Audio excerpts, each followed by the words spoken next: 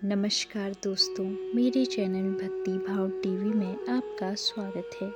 तो दोस्तों, आज की इस वीडियो में हम जानते हैं कि कैकई ने किस वजह से भगवान श्री राम को 14 वर्ष का वनवास दिया था। राजा दशरथ की तीसरी पत्नी कैकई भगवान राम से अपने बेटे भरत से भी ज़्यादा प्रेम करती थी।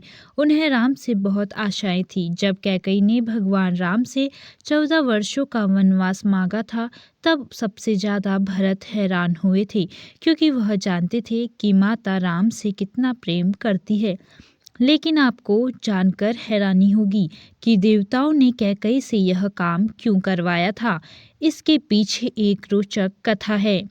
तो दोस्तों, इस कथा को पूरा सुनने के लिए चैनल को सब्सक्राइब करें और वीडियो को अंत तक देखें। इसके पीछे एक रोचक कथा है। विवाह से पहले कैकई महर्षि दुर्वासा की सेवा किया करती थी। कैकई की सेवा से प्रसन्न होकर महर्षि दुर्वासा ने कैकई को एक हाथ वज्र का बना दिया और आशीर्वाद दिया कि भविष्य में भगवान तुम्हारी गोद में खेलेंगे। समय का पहिया चलता रहा और कैकई का विवाह राजा दशरथ से हो गया। एक समय स्वर्ग में देवासुर संग्राम आरंभ हो गया। देवराज इंद्र ने राजा दशरथ को सहायता के लिए बुलाया। रानी कैकई भी महाराज की रक्षा के लिए सारथी बनकर देवासुर संग्राम में पहुंच गई। युद्ध के दौरान दशरथ जी के रथ के पहिए से कील निकल गया और रथ लड़खड़ाने लगा। ऐसे में कैकई ने कील की जगह अपनी उंगली लगा दी और महाराज की जान बचा ली। राजा दशरथ को जब पता चला कि कैकई ने युद्ध भूमि में किस साहस का परिचय दिया है, तो वह बहुत प्रसन्न हुए और 3 वरदान मांगने के लिए कहा। कैकई ने उस समय प्रेमवश यह कह दिया कि इसकी जरूरत नहीं है, अगर कभी जरूरत होगी तो मांग लूंगी।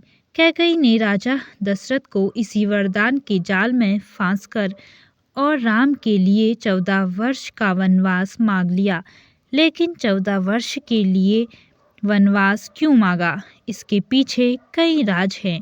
कैकई ने 14 वर्ष का वनवास मांगकर यह समझाया कि अगर व्यक्ति युवावस्था में 14 यानी 5 ज्ञानेंद्रियां, कान, नाक, आँख, जीभ, त्वचा, 5 कर्मेंद्रियां, वाक, पाणी, पाद, पायु, उपस्थ तथा मन, बुद्धि, चित्त और अहंकार को वनवास एकांत आत्मा के वश में रखेगा, तभी अपने अंदर के घमंड और रावण को मार पाएगा। दूसरी बात यह थी कि रावण की आयु में केवल 14 वर्ष ही शेष थे। प्रश्न उठता है कि यह बात कैकई कैसे जानती थी? ये घटना घट तो रही थी अयोध्या में, लेकिन योजना देवलोक की थी। कोप भवन में कोप का नाटक हुआ। कैकई को राम पर भरोसा था, लेकिन दशरथ को नहीं था। इसीलिए उन्होंने पुत्र मोह में अपने प्राण गंवा दिए और कैकई हर जगह बदनाम हो गई। अजसो पिटारी तासो सिर, गई गिरा मती फेरी। सरस्वती ने मंथरा की मती में अपनी योजना डाल दी। उसने कैकई को वही सब सुनाया, समझाया और कहने को उकसाया जो सरस्वती करवाना चाहती थी।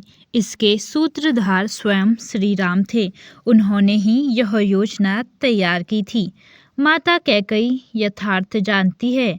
जो नारी युद्ध भूमि में दशरथ के प्राण बचाने के लिए अपना हाथ रथ के धुरे में लगा सकती है, रथ संचालन की कला में दक्ष है, वह राजनीतिक परिस्थितियों से अनजान कैसे रह सकती है?